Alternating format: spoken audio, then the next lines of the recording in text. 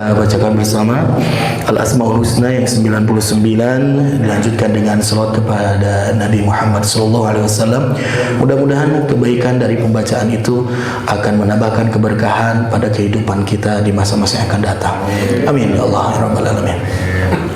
Para jamaah yang dirahmati dan diridhai Allah Subhanahu wa taala, alhamdulillah nasta'inu wa nastaghfiruh wa na'udzu billahi min syururi anfusina wa min sayyiati a'malina, man yahdihillahu fala mudilla lahu wa man yudlil fala hadiyalah. Asyhadu an la ilaha illallah wahdahu la syarikalah wa asyhadu anna Muhammadan abduhu wa rasuluhu alladzi la nabiyya ba'da.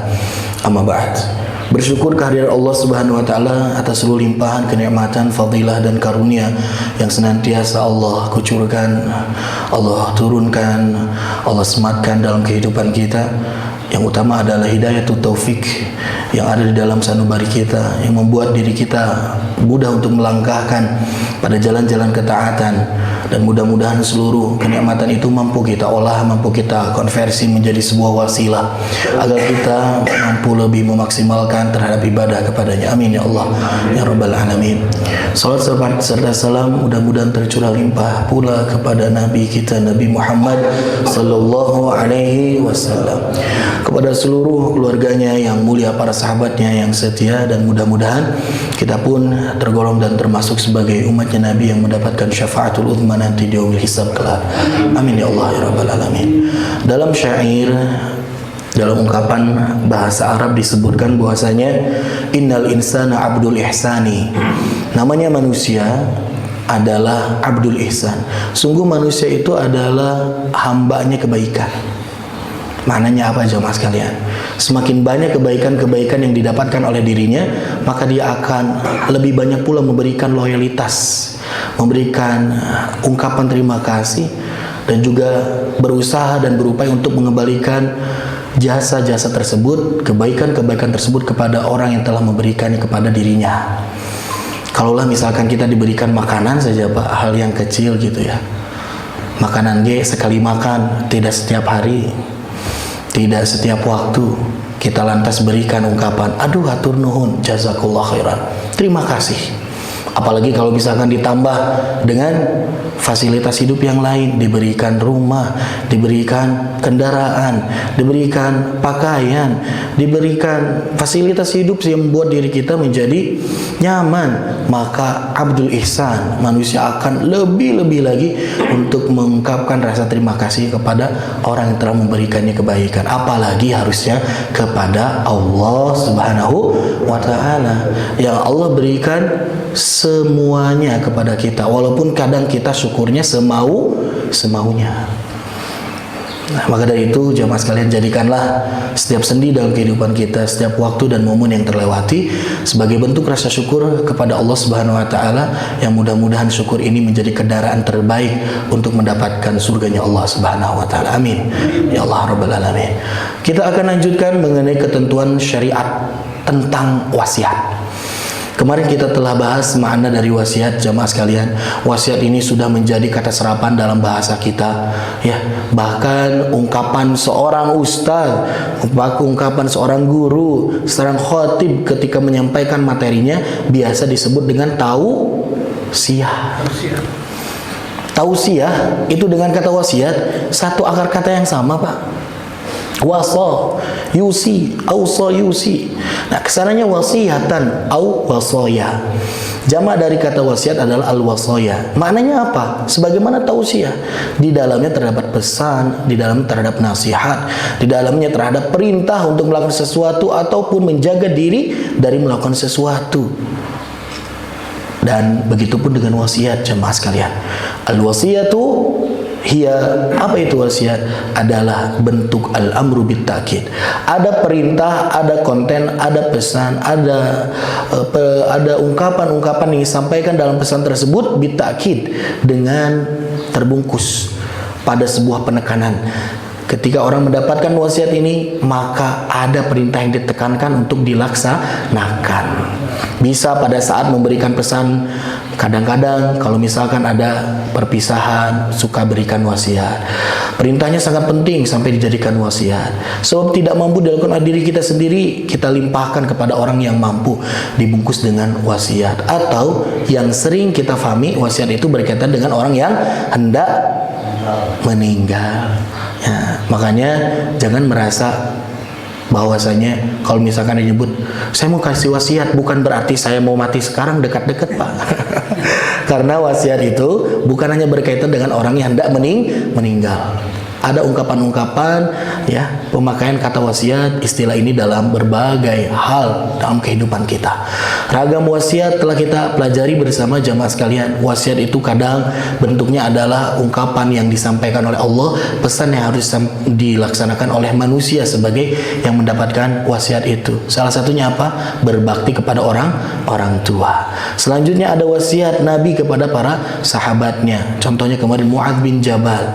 Pertama wasiat Mu'adz bin Jabal yang didapat dari Nabi Muhammad SAW itu agar beribadah kepada Allah dengan ihsan, menganggap bahwasanya dirinya itu berhadapan langsung dengan Allah, sebagai seakan-akan dia melihat Allah ataupun dia diawasi oleh Allah Subhanahu wa taala. Yang kedua, wasiat yang diberikan Mu'adz bin Jabal itu yang terpenting adalah mengenai al-lisan, menjaga lidah. Arkade kata Nabi Muhammad, lidah ini diwasiatkan oleh Nabi agar tidak serampangan, tidak sembarangan ketika mengucapkan sesuatu yang keluar dari lidahnya. Yang ketiga ada wasiat ayah pada anaknya, sebagaimana ungkapan Luqman, memberikan pengajaran-pengajaran kepada anaknya, la tusyrik billah, jangan sekali-kali engkau sekutukan Allah Subhanahu wa taala. Ini pun bisa kadang terjadi dalam kehidupan kita sebagai orang tua, memberikan wasiat kepada anaknya, atau kita sebagai anak mendapatkan wasiat dari orang tua kita.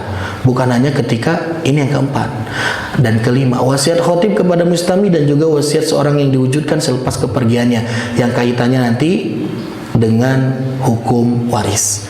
Nah, jamaah sekalian, kita akan lebih fokus pada penjelasan wasiat mawaris, ya, yaitu wasiat yang diungkapkan oleh seorang hendak meninggal, pelimpahan harta berupa tasarruf ataupun tabarruk, bentuk muamalah ataupun memberikan dengan hanya sebatas tabarruk, perbuatan baik dengan hartanya. Di sini harta juga bisa dimaknai dengan asetnya, bisa dengan apa? Dengan piutangnya. Itu bisa diwasiatkan piutang itu. Kalau misalkan saya dihutangi oleh seseorang ketika saya masih hidup dan orang tersebut belum membayar terhadap hutangnya yang pernah dipinjam ketika dulu. Nah, catatannya ada, bisa pelimpahan piutang ini diberikan kepada orang yang kita wasiati ataupun barang yang bermanfaat. Untuk menggunakan barang tersebut itu pun bisa kita wasiatkan kepada orang lain, tentunya dengan kriteria dan juga ketentuan syarak yang telah ditetapkan Allah Subhanahu wa taala. Mana landasan hukumnya? Landasan hukumnya terdapat dalam Al-Qur'an, surah Al-Baqarah ayat 180. Kutiba 'alaikum idza hadara ahadakumul maut in tarakani khairan wasiyah lil walidaini wal aqrabina bil ma'ruf haqqan 'alal muttaqin. Bapak bisa searching di situ bahwasanya ada ungkapan diwajibkan atas kalian. Kenapa di sini seakan-akan hukum wasiat itu menjadi wajib? Karena dulu jamaah sekalian, ya, syariat mengenai faraid ataupun hukum waris ini belum utuh tersampaikan seluruhnya dalam syariat Islam. Maka dari itu pada awalnya pembagian faraid jamaah sekalian seperti perempuan mendapatkan setengah dari bagian laki-laki, nanti istri mendapatkan bagian 1/6 ataupun 1/3, orang tua mendapatkan bagian 1/4, anak laki-laki mendapatkan bagian sampai dengan 1/2 dari harta warisan. Nah, hukum mengenai itu belum turun. Maka pada awalnya adalah Allah Subhanahu wa taala berikan kewajiban untuk memberikan wasiat bagi orang yang hendak meninggal, karena kadang terlewat.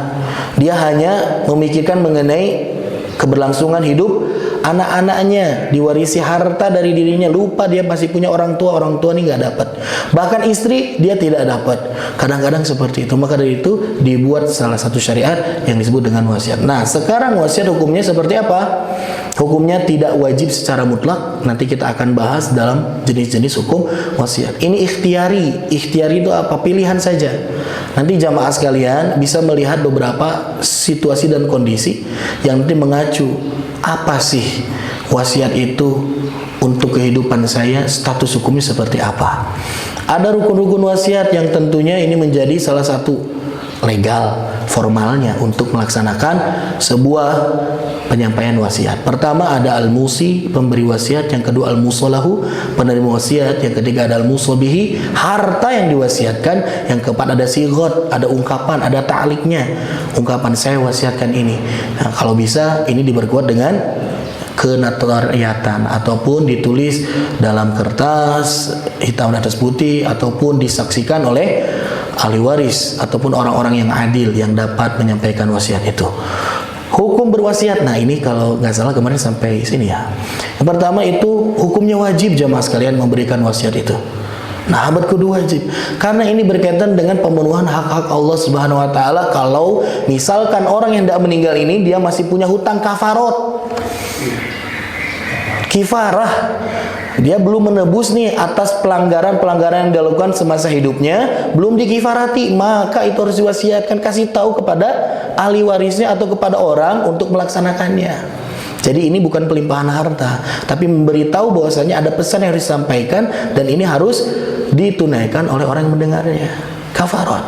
Yang kedua zakat yang mungkin belum dikeluarkan, keburu sakit, sakitnya menaun panjang, kelupaan tuh zakatnya belum dikeluarkan, fidyahnya belum dibayarkan, atau pemenuhan hak individu, dia mendapatkan titipan barang dari orang-orang yang belum dikembalikan, kasih tahu kepada orang-orang sekitarnya termasuk ahli waris, iya teh bumi teh sanes nu bapak, ini teh hanya pemberian saja, hak miliknya masih punya orang yang punya, maka ini bukan termasuk ke dalam harta waris.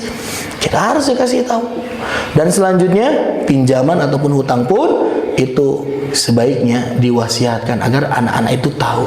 Nah, namun terkadang kalau pinjaman dan hutang ini sudah ada catatannya ya. Ketika kita meminjam pun orang yang dipinjami pasti ingat terhadap hutang yang hutangnya kita. Ya. Yang selanjutnya dihukumi sunnah jamaah sekalian apabila ya ada keluarga, ada saudara yang tidak masuk ke dalam ashabul furud. Orang-orang yang masuk list namanya mendapatkan harta waris. Ya. Contohnya apa? Bisa jadi ya saudara sesusu, sepersusuan jamaah sekalian yang kadang tidak masuk nih. Makanya rekam jejak itu harusnya biografi mengenai masa-masa kita hidup ketika kecil gitu ya. Siapa yang dulu pernah menyusui kita selain ibu kita misalkan. Mereka memiliki jasa begitu besar kepada kita. Begitupun ini dihukumi baik bagi orang-orang yang memiliki jasa-jasa besar kepada kehidupan kita. Kita berikan, limpahkan bagian dari harta kita untuk diberikan kepada mereka yang telah memberikan kebaikan. Selanjutnya dihukumi haram, gak boleh nih berwasiat, gak boleh kita membuat wasiat. Ketika apa? Ketika wasiat ini diberikan pada sesuatu yang mengandung kemaksiatan. Dan yang terakhir hukumnya makruh. Ini nggak masuk sampai ke haram, tapi makruh untuk dilakukan. Kalau misalkan apa jamaah harta warisannya sedikit, terus anggota warisnya banyak, ya, anaknya seueur, istrinya seueur, harta warisnya terbatas sedikit, tapi dia masih kekeh buat wasiat pelimpahan harta kepada orang lain di luar keluarganya. Ah, ya mantep ngemut gitu ya. Makanya makruh. Walaupun itu sah-sah saja, tapi makruh jamaah sekalian. Maka dari itu kita yang masih diberikan usia oleh Allah Subhanahu wa taala sampai saat ini, kita masih memiliki rentang waktu untuk mempersiapkan wasiat apa yang hendak kita berikan kepada orang lain. Ya, ini kemarin pembahasan sampai sini, makanya saya agak cepat pembahasannya jemaah sekalian. Sekarang kita lanjutkan mengenai beberapa kriteria khusus dan aturan-aturan yang akan melandasi mengenai hukum wasiat. Sebelum masuk pada hal tersebut, harus kita yakini bersama, bagi seorang muslim yang sejati, dia harus memiliki paradigma ataupun dia harus memiliki mindset terhadap harta yang dimilikinya. Pertama, harta yang kita miliki hakikatnya adalah milik Allah. Nah, tiasa gitu. Orang kita sering baca ayatnya, lillahi ma fis samawati wa ma fil ard wa in tubdu ma fi. Itu teh ayat tentang apa? Tentang sebuah keyakinan dalam diri kita bahwasanya lillahi ma fis samawati wa ma fil ard, bagi Allah, milik Allah, kepunyaan Allah, apa yang ada di langit dan apa yang ada di bumi. Hari kita hidup di mana? Di bumi. Kita termasuk dalam ahlul ardi. Kita termasuk ciptaan Allah yang berada di bumi. Jangankan harta kita, tubuh kita, diri kita, itu pun adalah milik Allah Subhanahu wa ta'ala. Maka kita harus fahami bahwa harta yang ada dalam genggaman kita itu hanya sebatas titipan. Kita sedang dititipi oleh Allah Subhanahu wa ta'ala. Yang kapanpun ketika yang menitipkan itu mau ambil, silahkan, gak ada urusan. Dan kita harus siap untuk menerima itu. Dan kita pun harus siap ketika dititipi oleh yang menitipkan, yaitu Allah Subhanahu wa ta'ala. Hanya titipan. Besar atau kecilnya, ya ini gimana yang mau nitipin? Mau kasih besar, mau kasih kecil, itu adalah kehendak Allah Subhanahu wa ta'ala. Namun tentu titipan itu akan diberikan besar atau kecilnya melihat pada kemampuan dan ya kompetensi seseorang yang akan dititipinya. Lamun jalmi, jamaah sekalian, ketinggalannya can amanah jadi jalmi bengar, nyamual saatna Allah berikan gitu. Kalau orang dia sudah dirasa mampu untuk mendapatkan titipan yang besar, Allah akan berikan. Maka tugas kita apa? Berikhtiar agar titipan itu mungkin ya besar kita dapatkan, sehingga kita bisa olah dan manfaatkan untuk kemaslahatan hidup kita dan orang banyak. Jadi gimana yang mau nitipin? Mau besar mau kecil, mana dalilnya? Allah Subhanahu wa ta'ala menyebutkan bahwasanya ya besutur rizqa liman yasha'u wa yaqdir. Allah Subhanahu wa ta'ala itu akan bentangkan, akan banyakkan, akan limpahkan tuh harta kepada yang Allah kehendaki. Wa yaqdir, kadang juga Allah membatasinya. Ada yang Allah kasih boro-boroan, ada yang dibatas sekedik. Dan itu adalah biyadikal khair, seluruhnya itu adalah kebaikan yang akan didapatkan oleh orang dititipinya. Allah tahu. Kumanu nitipkeun we kita mah gitu. Banyak atau sedikitnya, ingat, pasti sama-sama akan ditinggalkan oleh kita. Gak ada orang mati bawa-bawa harta, gak ada. Kata Nabi Muhammad SAW, yatbu'ul mayit salasan, yang akan mengiringi kepergian mayit itu ada 3, jamaah sekalian. Siapa yang pertama? Pertama, maluhu, hartanya. Yang kedua itu ahluhu, keluarganya. Dan yang ketiga, amaluhu, amalnya. Menariknya kata Nabi Muhammad SAW, yang 2 tetap tinggal, yang 1 ikut masuk ke dalam kubur. Betul sekali jamaah sekalian. Bahkan yang pertama nih, al-mal, harta itu ketika kita meninggal nih, dia itu hanya diam di tempatnya, tidak bergerak. Sekalipun ayah mobilnya eureun dina parkiran, tidak masuk tuh ke pelataran, masuk ke dalam pekuburan, nggak bisa. Jalan kaki masuk mama. Keluarga walaupun punya rasa cinta besar kepada kita yang meninggal gitu sebagai suaminya atau ayahnya, tuh ayah tuh istri ikut aja, pengen dikubur aja nemenin mas gitu, nggak ada. Anak secinta-cinta dan sesayang-sayangnya nggak ikut tuh masuk nemenin kita dikubur kalau meninggal. Siapa yang masuk ikut bahkan memberikan persaksian di hadapan pengadilannya Allah Subhanahu wa ta'ala? Amal kita jemaah. Terus kumaha tuh? Yarhamukallah. Terus bagaimana tuh harta dan juga keluarga? Bukan jadi prioritas dalam hidup, enggak. Kita punya hak dan kewajiban untuk memenuhi bagaimana harta itu akan menjadi kendaraan terbaik menuju taqarrub ilallah. Keluarga menjadi investasi terbaik untuk dapat menggapai surganya Allah Subhanahu wa ta'ala. Bagaimana? Ya tinggal syukuri dengan cara jadikan ladang, jadikan wasilah, jadikan kendaraan untuk beribadah. Mal itu, harta itu. Keluarga juga jadikan partner untuk saling mengingatkan dalam kebaikan sehingga dapat masuk surga berjamaah. Sama-sama ditinggalin jamaah sekalian, mau besar mau kecil sama-sama ditinggalin. Maka dari itu ini poin pentingnya, kita hanya diminta ikuti apapun yang diinginkan oleh yang punya itu, yaitu Allah Subhanahu wa ta'ala. Kan ini harta Allah titipkan kepada kita. Gimana yang mau nitipin? Harta ini nggak boleh dikekewuk nyalira, nggak boleh dipegang sendiri, kamu keluarkan tuh zakatnya 2,5%. Ingat, ada hak orang-orang fakir miskin di harta kamu tuh. Kata Nabi Muhammad SAW bahwasanya ada seorang yang diberikan limpahan harta oleh Allah Subhanahu wa taala, itu berkat apa?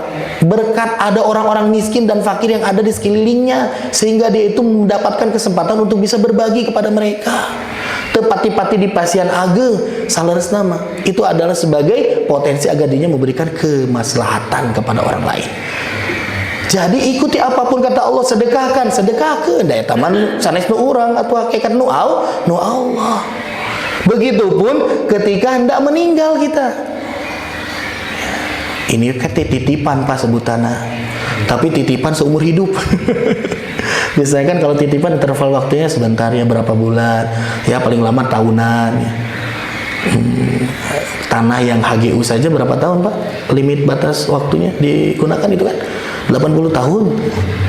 Sekarang ada ketentuan baru sampai berapa ratus tahun. Nah, ini Allah Subhanahu wa taala berikan titipan itu seumur hidup kita.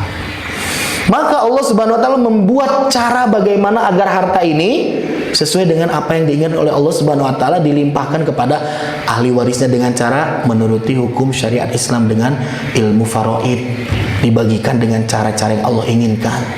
Begitupun wasiat, cara-caranya Allah siapkan. Karena apa? Ini teh harta teh milik Allah, walaupun ada dalam genggaman kita hanya dititipi. Dan yang terakhir, closingnya apa? Harta itu halalnya itu akan dihisab oleh Allah Subhanahu wa taala. Dan haramnya dari harta kita itu akan diazab. Ya untungnya tuh Pak, gaduh harta Pak. Ya seueur untungnya, tapi kedah siap-siap. Yang halal saja harus kita pertanggungjawabkan. Ini dapatnya dari mana, bagaimana kita olah, dan bagaimana kita belanjakan. Yang haramnya sudah jelas akan diazab oleh Allah Subhanahu wa taala. Maka itu harus hati-hati dalam mengelola harta yang dimiliki, karena itu ada titipan dari Allah Subhanahu wa taala. Ketentuan wasiat jemaah sekalian. Pertama, isi wasiat itu berupa kebaikan, bukan maksiat atau perkara yang batil. Jadi isi nanti berupa kebaikan, bukan suatu hal yang melanggar syariat, bukan hal yang di luar batas-batas yang telah Allah tetapkan dalam hukum-hukumnya.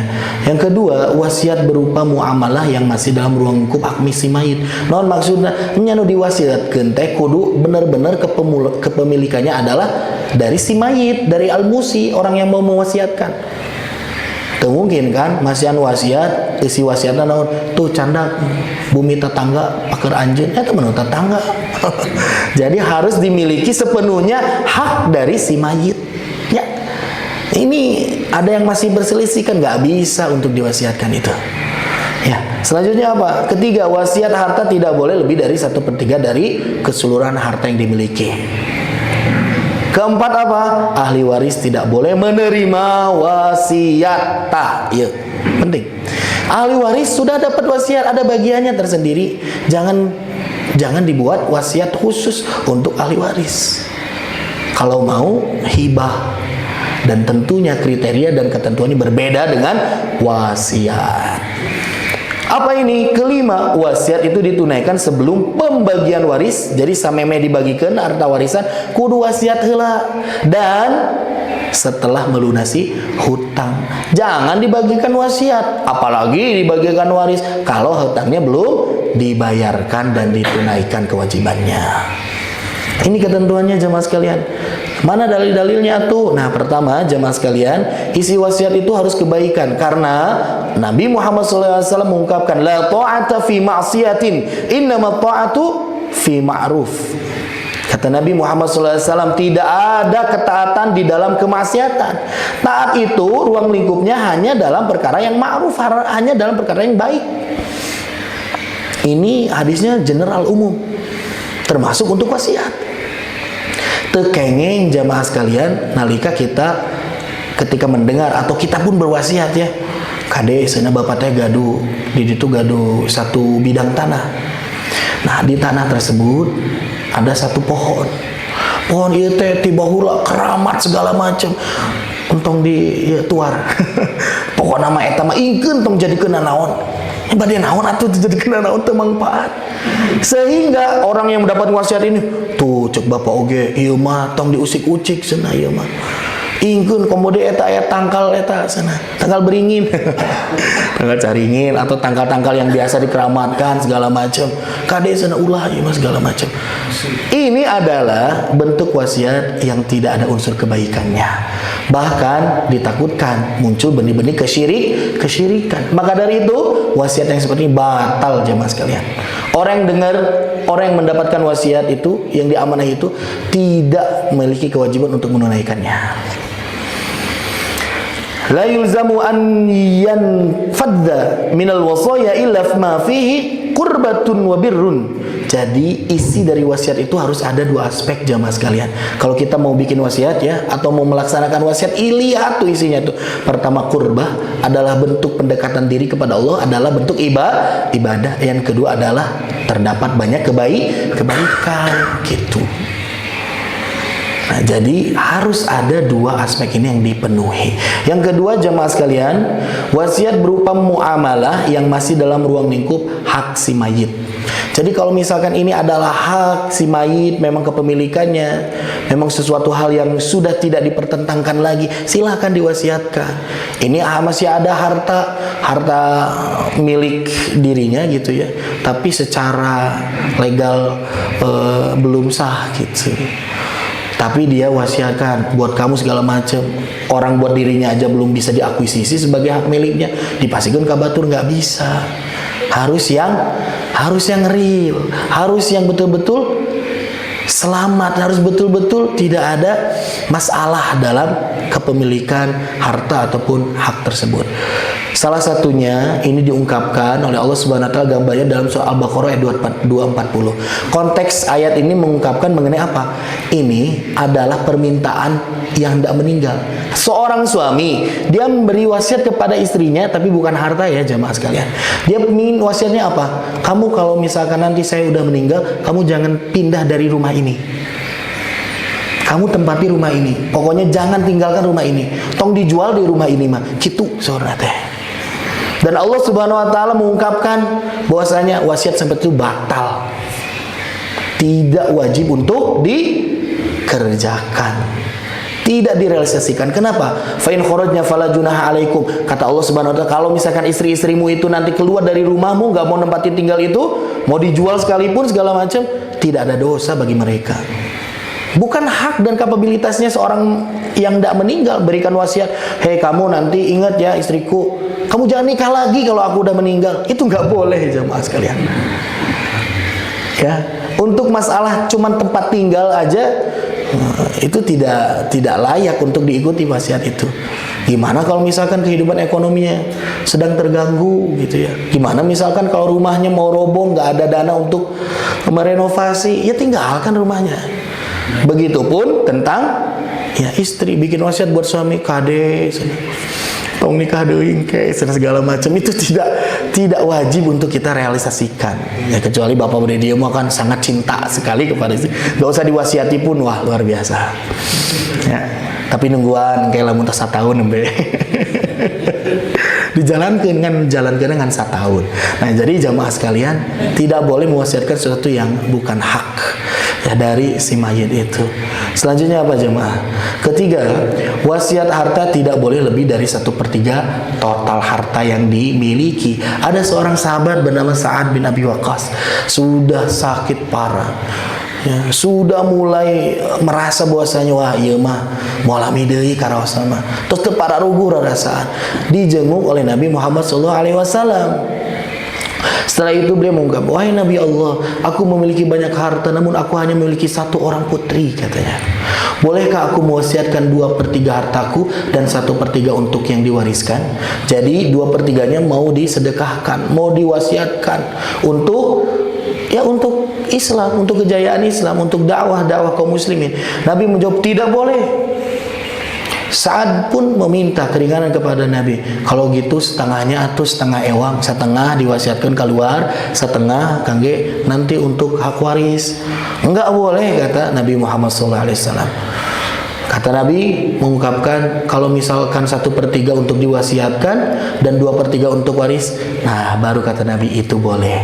Dan wasiat itu paling banyak itu adalah 1/3, itu pun sudah cukup banyak kata Nabi. Ya.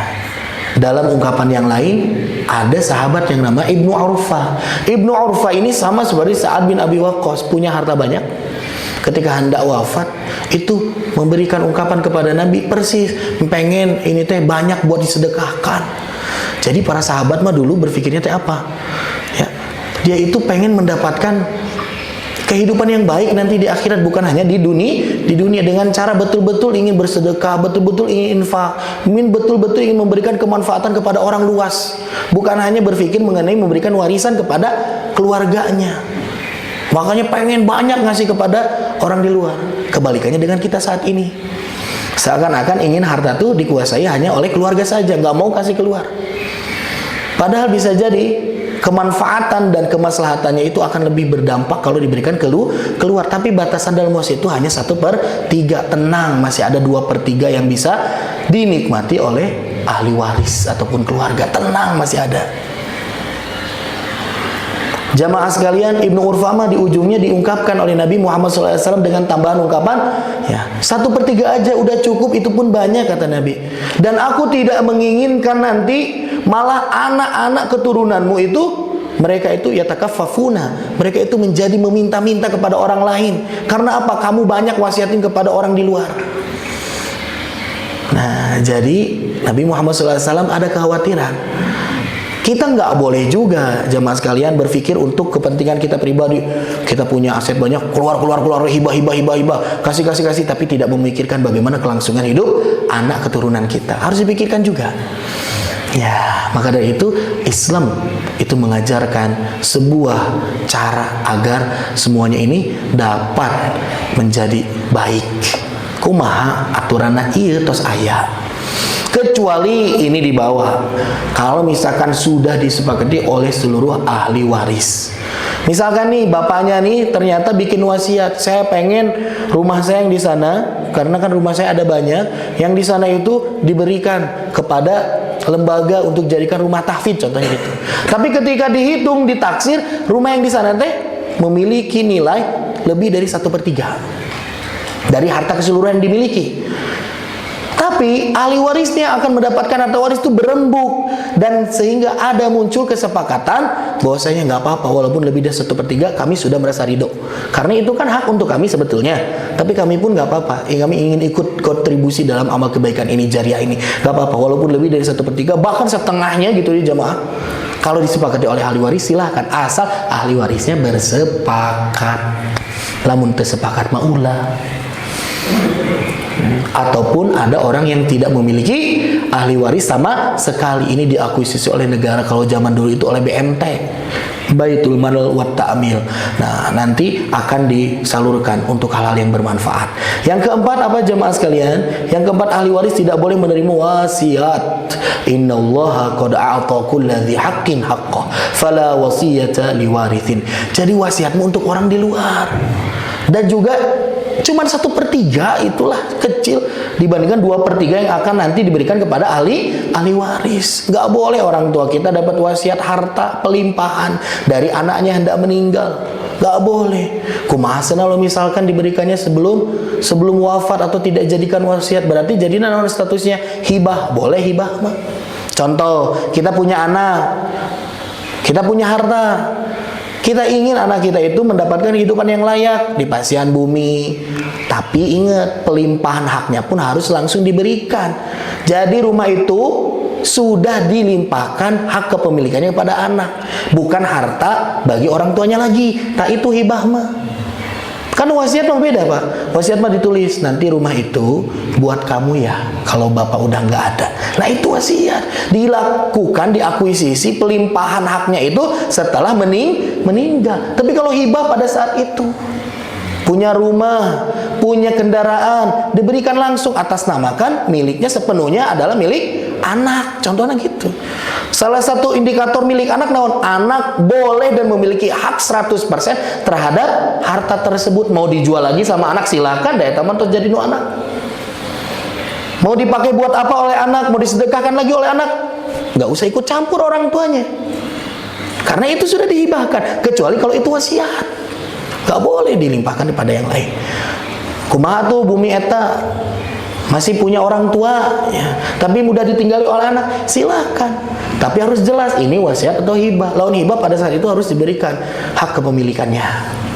Gak apa-apa jamaah sekalian, bahkan lebih dari 1/3 dari harta orang tuanya diberikan kepada anak berupa hibah, boleh itu. Silahkan, gak apa-apa. Hibah tapi tong 100%. Atau syarat kedua, tidak boleh orang tua ini menghibahkan pada saatnya itu sudah detik-detik kematian. Jadi kalau udah detik-detik kematian atau misalkan sakit berat yang disinyalir itu adalah ya bentuk pesan-pesan terakhir sebelum meninggal gitu ya. Nah ini masuknya jadi wasiat. Maka kalau selagi kita sehat, selagi kita produktif sekarang, kalau mau hibah sekarang silakan. Gitu. Ya. Jadi jamaah sekalian, boleh hibah, tapi kalau wasiat ada aturan mainnya. Kelima, wasiat ditunaikan sebelum pembagian waris dan setelah menulis hutang. Mana dalilnya? Min ba'di wasiyatin yusi biha au aidain. Setelah menunaikan wasiat yang diusiakan oleh mayit atau setelah melunasi hutang-hutang si mayit. Ali bin Abi Thalib pun pernah mengungkapkan, Nabi Muhammad SAW menyebutkan qada bidaini qabla al-wasiyah. Yang pertama itu harta dulu. Harta itu dibagikan untuk dikeluarkan untuk dain dulu, hutang dulu, baru nanti wasiat keduanya, baru nanti adalah warisan yang dibagikan setelahnya. Jadi tong dugikeun ka apanya, seorang ahli waris ini dia kalap terhadap harta yang dimiliki orang tuanya sehingga dia tidak menyusuri ya bagaimana bentuk muamalah orang tuanya ketika masih hidup. Apakah dia itu memiliki utang kepada si A, si B atau ke lembaga, abai seperti itu. Oh, sunada saya mah tiba heula can pernah dipasian dipasian sesuatu orang tua segala macam, nya ayeuna nanggung hutangna segala macam. Memang itu ketentuannya, harus diselesaikan dulu hutang-hutangnya. Namun berdasarkan batas kemampuannya. Karena ada orang Pak jamaah sekalian, dia punya harta warisan yang bisa dibagikan itu 1 miliar, tapi dia punya hutang 3 miliar. Berarti minus 2 miliar. Kejantanan seperti kieu. Kumaha atuh? Tetap pelimpahan hutang pun diberikan kepada ahli waris. Ahli waris yang memiliki kewajiban untuk membayarkan hutangnya, tapi sebatas kemampuannya. Ahli waris lagi tegaduh artos kumaha atunya? Kumaha deui ya teman? Semampunya saja gitu. Nah maka dari itu terakhir jamaah sekalian, ini ada ungkapan tunaikanlah wasiat. Pada dasarnya wasiat dari seorang yang sudah meninggal itu wajib untuk ditunaikan oleh orang mendapatkannya atau oleh orang keluarganya atau orang yang lainnya, selama wasiat tersebut memenuhi ketentuan-ketentuan syar'i. Karena berat jamaah kalau ada orang yang mengganti-ganti, mengubah-ubah, bahkan menihilkan, menghilangkan, melenyapkan bukti dari wasiat. Itu bahaya. Faman baddalahu ba'dama sami'ahu fa innama itsmuhu 'alal ladzina yubaddiluna. Siapa orang yang mengubah wasiat setelah dia mendengarnya, maka sesungguhnya dosanya bagi orang-orang yang mengubahnya. Orang tuanya tetap mendapatkan pahala dari apa yang dia wasiatkan walaupun ya tidak direalisasikan oleh anak-anaknya. Ya. Jadi anak-anaknya ini yang tidak amanah gitu. Nah, ada orang yang mendengarkan wasiat ini tidak amanah, tidak menyampaikan wasiat itu. Kade dosana ageng. Innallaha sami'un alim. Sesungguhnya Allah Subhanahu wa taala Maha mendengar dan Maha mengetahui. Batalnya wasiat jemaah sekalian. Pertama, seseorang yang berwasiat menderita penyakit gila yang parah. Kalau orang punya penyakit gila, dia berwasiat, itu wasiatnya batal. Yang kedua, seorang yang diberi wasiat telah meninggal sebelum wasiat itu diberikan, atau sebelum orang yang akan memberikan wasiat itu meninggal. Jadi ini udah ditulis, udah jauh-jauh hari wasiat untuk si A, ya, saudara jauhnya. Tapi ternyata saudara jauhnya udah meninggal. Dan itu dalam wasiat tidak dilimpahkan kepada keluarganya juga enggak, tapi untuk si A gitu. Maka batal karena orang yang akan diwasiatinya sudah meninggal. Gak bisa. Kecuali misalkan ditulis untuk si A dan keluarganya bisa mendapatkan. Yang selanjutnya, bila yang diwasiatkan itu barang tertentu, barang nanti satu acan dipasihkan tos rusak duluan, maka ini pun batal wasiatnya jamaah sekalian. Mau wasiatkan ini mobil untuk inventaris dakwah Masjid Mutiara, misalkan gitunya. Ketika meninggal ternyata mobilnya juga mogok, rusak segala macam, lalu dipasihkan lagi bakal membebani orang yang mendapatkannya, ketempuhan, ngomean gitu. Maka ini batal wasiatnya.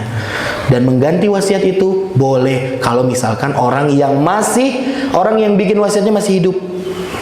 Contoh, saya bikin wasiat sekarang, terus Berapa tahun ke depan saya ubah tuh bentuk wasiatnya. Misalkan nominalnya ataupun hak yang diberikannya diubah, nggak apa-apa selama masih hidup yang mewasiatkan. Tapi kalau yang mewasiatkannya sudah wafat, pertama tidak boleh. Tapi ada juga bisa jadi boleh. Naon atuh bentuknya, apa ciri dan contohnya? Gini jamaah sekalian. Kalau misalkan kita dapat ungkapan wasiat dari orang tua kita, saya ingin memberikan santunan sebesar 100 juta untuk masjid Mutiara, contohnya gitu ya, untuk masjid Mutiara.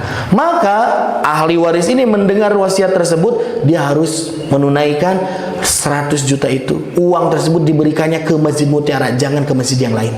Karena diungkap muayyan. Muayyan itu jelas, to the point.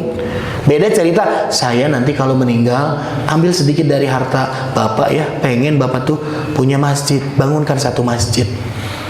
Berarti bisa jadi masjidnya di mana wae tempatnya, silahkan. Atau membangun masjid pun bisa pada masjid yang sedang dibangun, tidak dari nol. Nah iya makan mujmal, masih umum gitu, silakan saja. Saya ingin berikan kepada yatim, anak yatim piatu, ke panti, tapi tidak disebutkan pantina pantinu mana segala macam, maka silakan bebas tuh untuk untuk memberikan santunan itu kepada beberapa panti yang tidak dikhususkan. Gitu jamaah sekalian. Atau yang lebih umum apa? Saya ingin sedekahkan harta ini. Silakan sedekahkan kemana saja, silakan. Atau yang terakhir, bisa jadi konsepnya adalah konsep melihat maslahah mursalah. Orang tua ini menyebutkan, saya ingin mengeluarkan ini untuk masjid. Ya, masjid A. Pas dilihat pembangunnya udah beres, tidak ada sesuatu lagi yang patut atau perlu untuk diperbaiki. Namun ada masjid-masjid yang memang sangat perlu dengan dana untuk perbaikan dan juga pembangunan. Boleh ditasarufkan, boleh diganti. Walaupun awalnya kanggo masjid Mutiara untuk dibangun, untuk diberi AC segala macam, AC atau segala macam, maka bisa diubah kepada yang lain. Nu teu aya naon karpet atau goreng ka karpet ke wios. Ka masjid Nusanes jadi boleh kalau misalkan unsurnya maslahah mursalah. Yang penting wasiat ini tetap dilaksanakan. Sepanginten sakitu jamaah sekalian. Ini adalah ketentuan wasiat yang tentunya kita harus pahami bersama agar nanti dalam pelaksanaannya tidak menjadi suatu hal yang salah ya. Dan penting untuk memberikan tarbiyah kepada anak-anak kita, kepada pasangan kita mengenai ketentuan-ketentuan dalam wasiat ini agar kedepannya tidak ada konflik di antara keluarga. Na'udzubillahi min dzalik. Nah, baik jemaah sekalian, itu saja barangkali. Terima kasih atas perhatiannya. Mohon maaf atas kesalahan kekurangan, mudah-mudahan ada manfaatnya. Kita akhiri dan kita tutup kajian kita dengan bacaan hamdalah dan doa kifaratul majelis bersama-sama. Alhamdulillah alamin. Subhanakallahumma bihamdika asyhadu an la ilaha illa anta astaghfiruka wa atubu ilaik. Kalau ada yang ingin tanyakan, silakan.